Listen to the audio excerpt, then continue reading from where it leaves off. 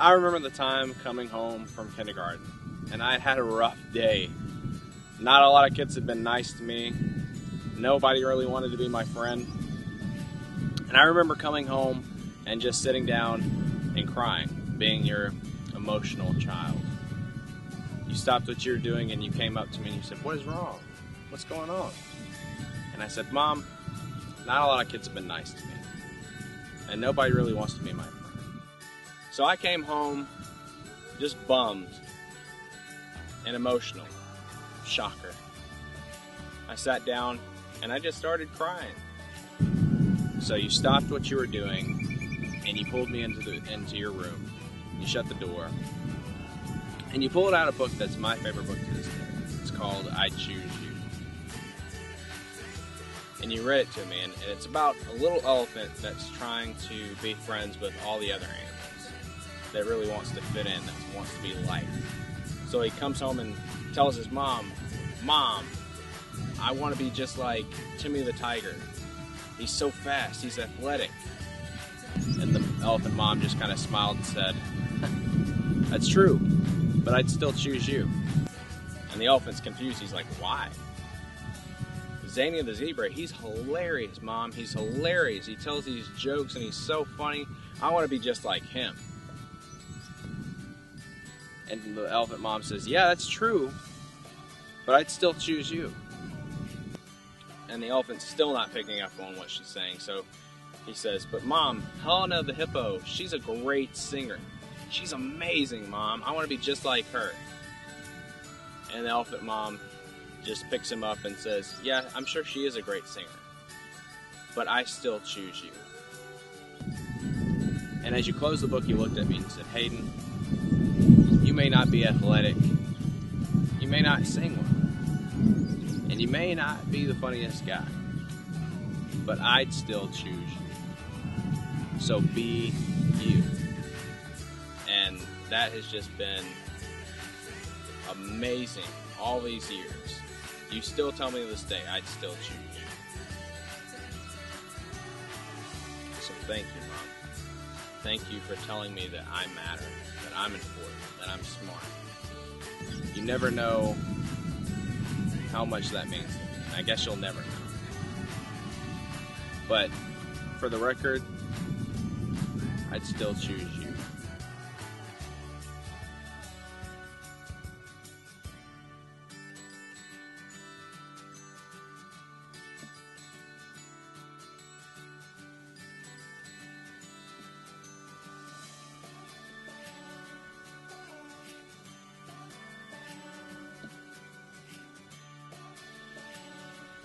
Hey Mom,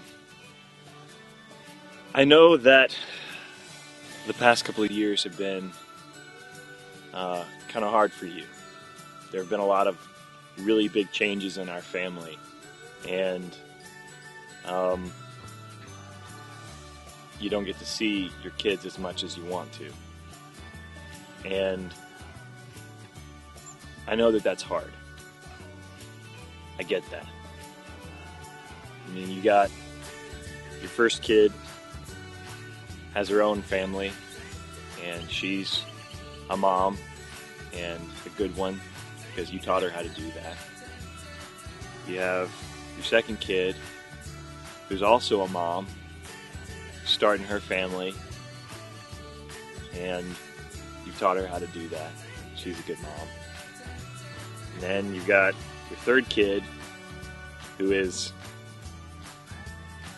off loving people and loving Jesus around the entire world. And then you got me. And I am just beginning to, I guess, establish my career, and I'm super busy, and we all are. But I want you to know that we're still here. I'm still here.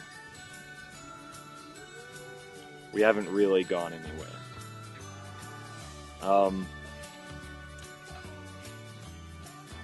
I guess what I want to say is that you are a mom. You're not just my mom. When I think about what a mom is and what a mom means, anytime somebody brings up the term mother, I think of you, because you are a mom, not just to me and the other kids, but to everybody. You are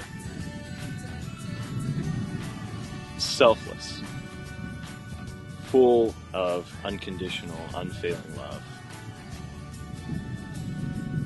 And you are gracious.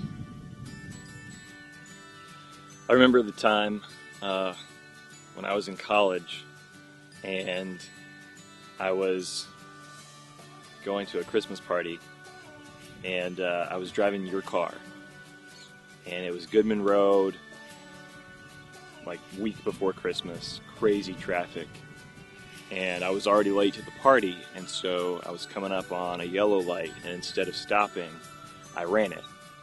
And even though it was still yellow and whatever, the other lady in the other intersection had a green light, and so she went, even though I was clearly in the intersection.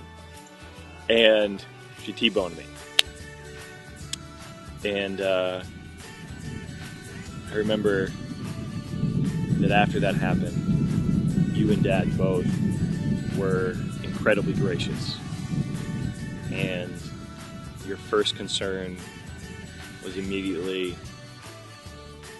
my well-being and the well-being of the lady in the other car. And you weren't even concerned with the car at all, really.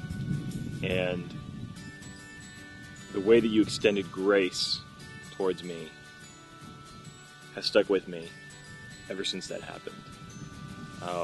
I felt terrible that I had wrecked your car, but you didn't really care about that. You cared about me being okay, and you showed grace. You understood that people are people and mistakes happen, but that at the end of the day, I was okay, and the other person was okay.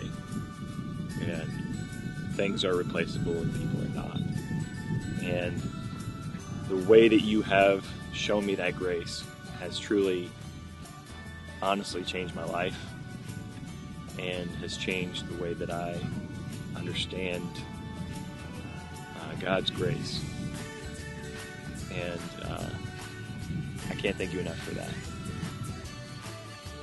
Mom, I would not be the man I am today without you. Without your love, without your support. It's truly mind-blowing. You're amazing. So I want to say thank you. Thank you. I love you, Mom. Happy Mother's Day. Happy Mother's Day, Mom.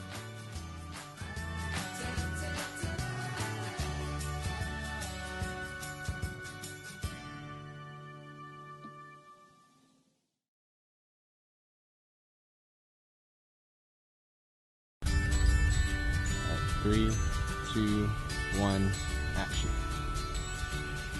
Hey, Mom. Just keep it rolling.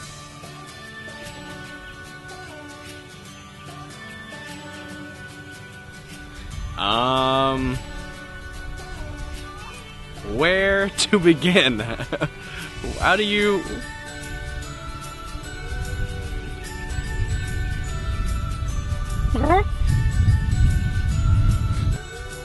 Oh, this is hard. What do you say to your mother on Mother's Day? Man, you're right. This is hard. It really is. This is hard. Why is it? I know what I want to say to my mom. I feel like I say mother weird. Mother.